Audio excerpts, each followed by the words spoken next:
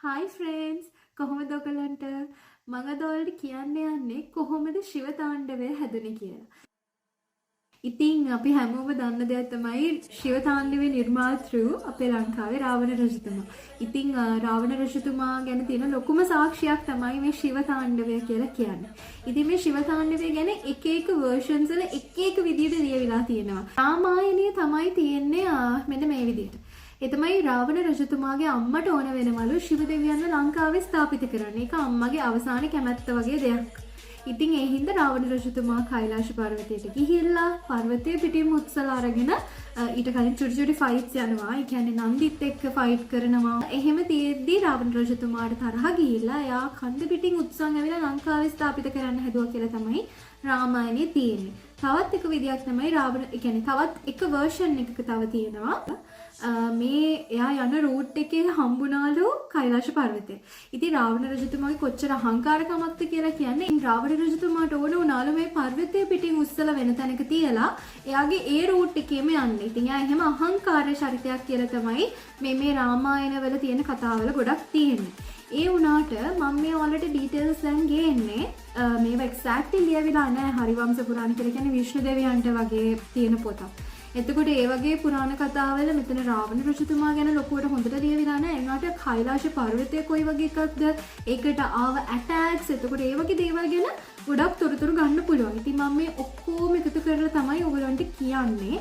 ඉතින් මම මේවට ඩීටේල්ස් එකතු කරගත්තේ ශිව පුරාණ, හරිවංශ පුරාණ, පද්ම පුරාණ, එතකොට මත්ස්‍ය පුරාණ, රාමායනය, භගවද් ගීතාව, විශේෂයෙන්ම භගවද් ගීතාව.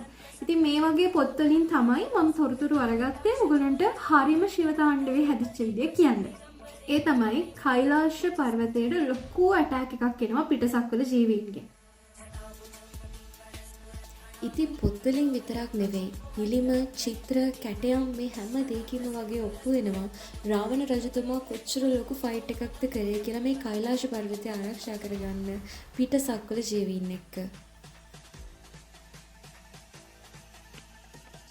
ඉතින් අපි හැමෝම දන්නවනේ රාවණ රජතුමා කියලා කියන්නේ මේ ලෝකේ ප්‍රොටෙක්ටර්. ඒ වෙලාවේ අපේ හිටපු රජතුමා, ඒ වගේම මේ තුන් ලෝකෙට අධිපති, ග්‍රහ චක්‍රය බලා ගන්න කෙනා, ඒතර ග්‍රහ පාලනය මේ හැමදේම අඩුම ගානේ ලංකාවේ මිනිස්සෙක්ට මැරෙන්නවත් අයිතියක් නැහැලු රාවණ රජතුමාගේ අනුමැතිය නැතුව. දැන් එයා දැනගෙන තියෙනවා මේ කෛලාශ පර්වතයේ ලොකු ඇටැක් එකක් වෙනවයි කියන එක. ඉතින් මේ පිටසක්වල ජීවීන්ගෙන් තමයි මේ ඇටැක් එක වෙන්නේ. ඉතින් රාවණ රජතුමා ඒ විදිහට එතනට ගිහිල්ලා කෛලාශ පර්වතය බේර ගන්න සෑහෙනට ලොකු වෝ එකක් පටන් ගන්නවා උතන. වෝ එකකට වඩා මේගොල්ලෝ කියන්නේ අර පිටසක්වල ජීවීන්ට ඕන වෙනවා කෛලාශ පර්වතය අරන් යන්න. ශිව දෙවියෝ පාර්වතී මෑණියෝ මේ වෙලාවේ ඩීප් මෙඩිටේෂන් එකකින් මේගොල්ලෝ කියන්නේ සම්පූර්ණම මෙඩිටේෂන් වලට ගිමියා වෙලා ඉන්නේ. ඒගොල්ලන්ට කිසිම සිහියක් නැහැ මෙතන වෙන්නේ මොකද්ද කියන එක ගැන. ඉතින් රාවණ රජතුමා ශිව දෙවියන්ටත් පාර්වතී මෑණියන්ටත් ඩිස්ටර්බ් කරන්නේ නැතුව තමයි මේ පර්වතය තියාගන්න එයා එතන සෑහෙන ඇටැක් එකක්. ඒ කියන්නේ අරගොල්ලොත් එක්ක සෑහෙන්ට ගැටුණා. ඉතින් ඒගොල්ලෝ එහෙන් ගෙනියන්න හදනවා, මෙහෙන් වෙනගෙන නවතින්න හදනවා. එක දෙවියෙක්ටවත් දේව මණ්ඩලේ දැන් ඉන්නවනේ සෑහෙන්ට දෙවිවරු දැන් අපි කියන්නේ 33 කෝටියක් දෙවිවරු ඉන්නවා කියලා. ඔය එක දෙවි කෙනෙක්ටවත් බැරි වෙනවා මේ පර්වතය තියාගන්න. ඒ කියන්නේ අර සමුද්‍ර මන්ත්‍රම් වෙලාව වගේම තමයි. සමුද්‍ර මන්ත්‍රම් වෙලාවේ දෙවිවරුන්ගේ ශක්තිය මදි වෙලා අපේ ලංකාවේ අසුරයන්ගේ ශක්තිය ඉල්ලනවනේ මුහුදෙන් අමුර්ථ ගන්න. අන්න ඒ වගේ තමයි මෙතනදිත් කෛලාශ පර්වතය ගෙනියන්න හදනකොට දෙවිවරුන්ටවත් මේක නවත්ත ගන්න බෑ. ඒකට අසුර ශක්තිය අවශ්‍ය වෙනවා. ඒකට රාවණ රජතුමාගේ ශක්තිය අවශ්‍ය වෙනවා. ඉතින් ඒ වගේම රාවණ රජතුමා සෑහෙන්ට එයාගේ සම්පූර්ණ තිබ්බ ශක්තිය යොදවලා එයා පර්වතය තියාගන්න සෑහෙන ලොකු සටනක් කරනවා. සටනකට වඩා අරගොල්ලෝ ගෙනියන්න හදනකොට මෙයා මෙහින් එක නවත්ත ගන්න හදන එක තමයි කරන්නේ. ඉතින් ඒ වගේම ඒ වෙලාවේදී එයා රාවණ රජතුමා ගායනා කරන්න පටන් ගන්නවා. කියන්නේ තාණ්ඩව කරන්න ගන්නවා ශිව දෙවියන්ගේ ගුණ වර්ණනාව. ඉතින් ඒක තමයි මේ ශිව තාණ්ඩවෙන් තියෙන. ශිව තාණ්ඩවේ ගොඩක් ශිව දෙවියෝ ගැන තියෙනවට වඩා මේ සබහා දහම ගැන තියෙන්නේ. සබහා දහම කියන්නේ ඒකේ මීනින් එක ඉන්ටර්නෙට් එකේ වුණත් තියෙනවා. හැබැයි එක එක versions වල meanings තියෙනවා. ඉතින් එහෙම නැතුව හරිම version එකේ meaning එක අරගෙන බලනකොට ගොඩක් මේ සබහා දහම ගැන තමයි කියන්නේ මේ ශිව තාණ්ඩවෙන්. ඉතින් දෙවි කෙනෙක්ට වඩා මේ සබහා දහමේ තියෙන එනර්ජි එක, සබහා දහමේ තියෙන ෆ්‍රීකවන්සි එකක් ගැන වගේ දෙයක් තමයි මෙතන කියවෙන්නේ. ඉතින් කොහොම හරි මේ ශිව දෙවියන්ට පාර්වතී මෑණියන්ට ශිව දෙවියන්ට තේරෙනවා මෙතන මොකක් හරි දෙයක් වෙනවයි කියලා. ඒත් එක්කම ඒගොල්ලෝ ඇස් අරලා බලනකොට ආහාරෙන් ගෙනියන්න හදනවා. මෙහින් රාවණ රජතුමාව තියාගන්න සෑහෙන ලොකු දැන් වෝ එකක් වගේ දෙයක් මෙතන වෙනවා. ඊට පස්සේ ශිව දෙවියෝ මොකද කරන්නේ?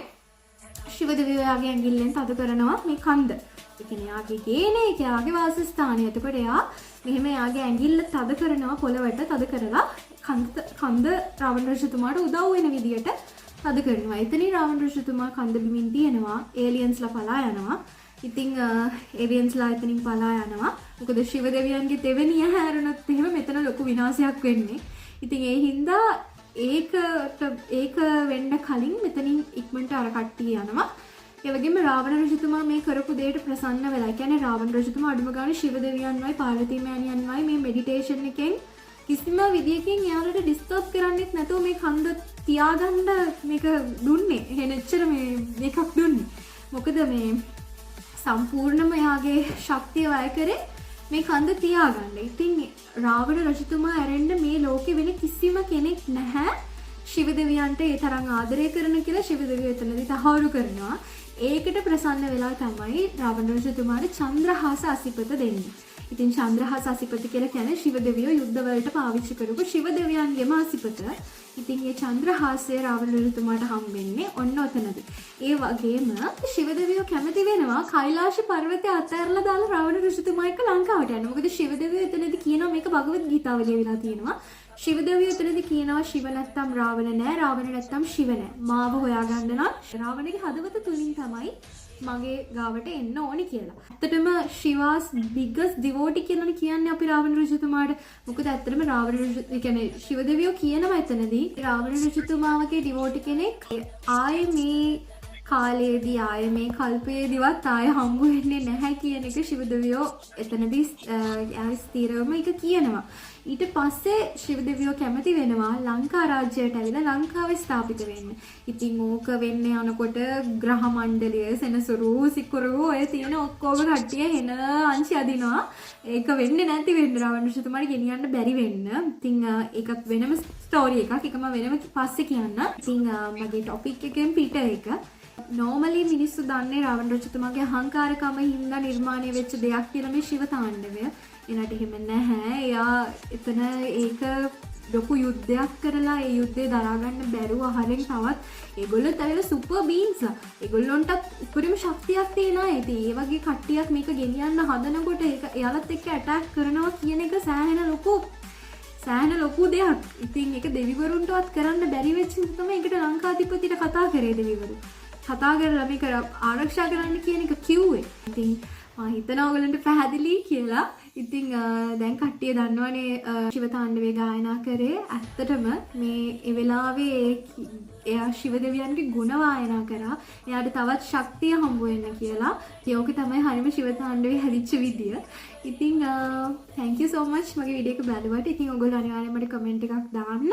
ඔයගොල්ලෝ දන්න තව මේ වගේ විස්තර තියෙනවා නම් කියලා කමෙන්ට් එකක් දාන්න. Okay bye.